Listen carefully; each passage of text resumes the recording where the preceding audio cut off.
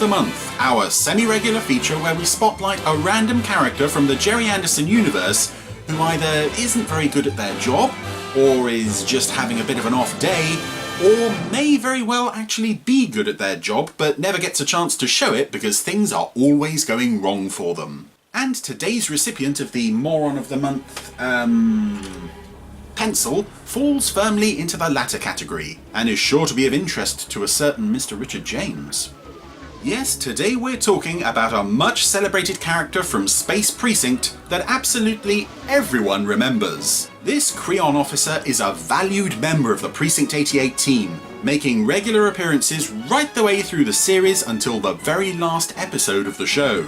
That's right, you've guessed it already, it's the Cell Guard. Well, who did you think I meant? The Creon Cell Guard first appeared in the episode Flash, where he's guarding the cells. Hence his name.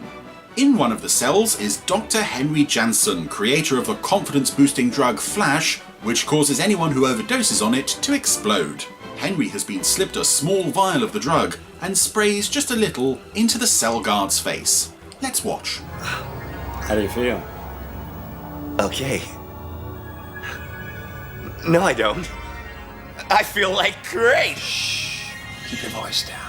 So Henry sings the guard's praises and talks him into letting him go, but what's revealing about this scene is that this guy markets this drug to people with low self-esteem and low self-worth, and instantly picks out the Cell Guard as an easy mark, and is proven correct when the guard imagines himself as the greatest officer the Force has ever seen. You're the greatest police officer the Force has ever had.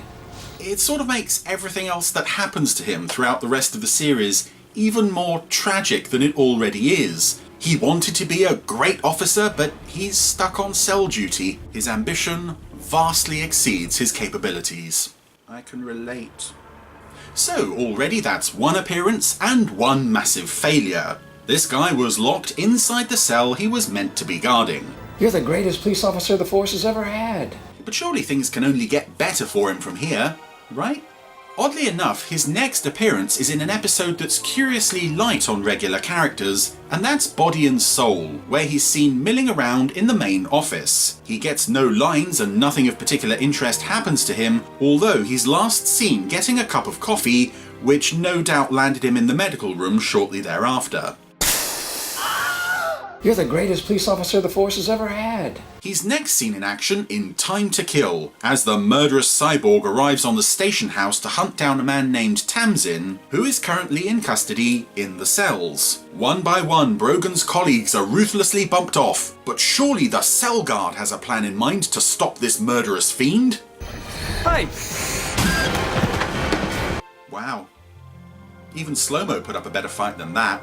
And it's made even worse by the fact that everyone knew exactly where the cyborg was making for. It's heading for the cells. So the Cell Guard should have been more prepared than anybody else on the station, but instead he just sounds kind of blasé about the thought of his imminent doom. No, Sarge, it's all clear around here. Are you sure? Yeah, we checked everywhere. Although given how badly things go for him whenever he appears, maybe that reaction is understandable. He knows he's going down in one hit, so why bother trying? Hey! You're the greatest police officer the Force has ever had. Our hero's next appearance is in Two Against the Rock, where we see that occasionally he does get to leave the station house because he's the one who brings in the notorious escape artist Houdini. Yes, apparently he saved up his entire competence quota for the series for this one specific action. It worked. Wait a minute, this ain't Houdini. What do you mean? Yes, officer, what do you mean? Shut up! I love his body language in this scene too. He seems really offended that Romek doesn't believe him. I am so a good officer. Well, this week anyway. Shut up. The guard also appears later in the episode when Fredo wheels in mob boss Gagnon to have a chat with Podley. He doesn't get any more lines, but he does look very pleased with himself, and quite rightly so. Although he's been doing so well this episode that honestly by this point you're half expecting an anvil to fall out of the sky and crush him. You're the greatest police officer the Force has ever had. His next appearance is in the episode Friends, where he's once again guarding the cells, and once again gets locked in the cells. Hey, I'm locked in here. Come on, guys. Let him out. I love how Brogan isn't even surprised by this point. He's just like, why do we keep leaving the most important room on the station under the supervision of the one guy who's least equipped to handle it? You're the greatest police officer the force has ever had. Also, although he tells Haldane to let the guard out of the cell, Haldane doesn't actually do so, because we all know he's going to be locked back in there in about 10 minutes tops. I don't have a watch anymore. Hey, Tuck. You here to hit me, shoot me, or lock me in a cell? Something else you may have noticed about this guy is that his voice is never consistent. Sometimes he sounds like Slow-Mo. No way! Sometimes he sounds like Orin. Pipes! And in this episode, I think he's voiced by Peter Marinka, maybe best known as the voice of Dr. Ben in Starfleet. Whatever you say, Lieutenant. And just to be absolutely clear before anybody starts updating the IMDb, I've never actually seen Peter's name officially attached to Space Precinct, but I certainly think I hear his voice in a couple of episodes. They called on a secret frequency Internal Affairs are gonna have a field day with you two over this one. for a special person in this solar system. Open, says me. And so we come to the series finale, Death Watch conclusion. What with it also being the second half of a two-part story, you'd think there might not be time for an appearance by everyone's favourite nameless secondary character, but you'd be wrong. Lieutenant, the captain just called. You're to wait here for Haldane. Yeah, don't worry about it. She's my responsibility. Yes, sir, but you can't take her away.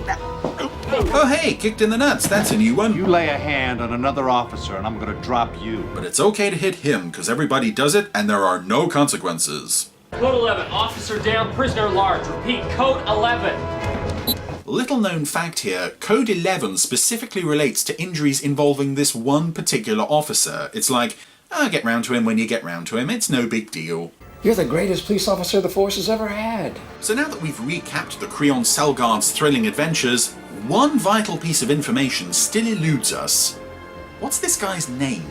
He does have a name badge, but in standard definition resolution, it's hard to see what it says. What's that say? Tashika? Tashma? I don't know. The name badge on the jacket looks different from the one on the shirt anyway. But I know one source that's guaranteed to know.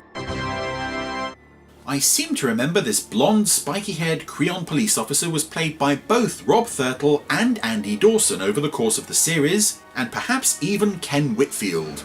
He's almost a series regular in his own right, damn straight, and seems an interesting addition to the precinct, although not interesting enough it seems to be ever granted a name. Richard, you were there! How dare you not remember a minor character's name 25 years after production ended? You remember everything else? Okay, our only other hope is that this character appeared outside of Space Precinct. I know that's a long shot, but, well, maybe he turned up on a youth magazine show like Captain Podley did that time he was drunk. I'm a Creon.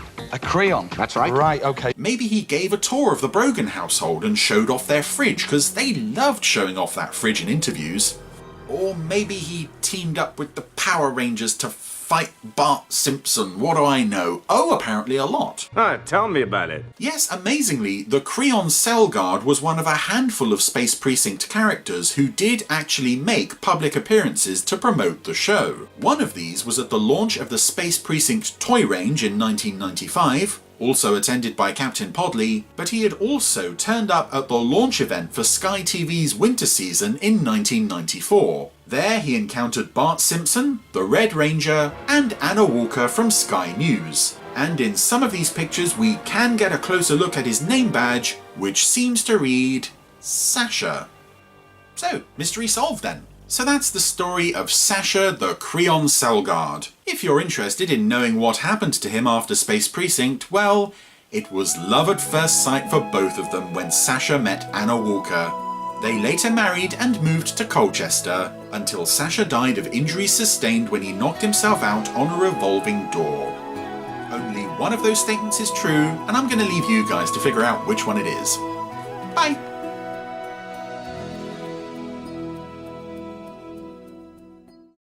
You're the greatest police officer the force has ever had.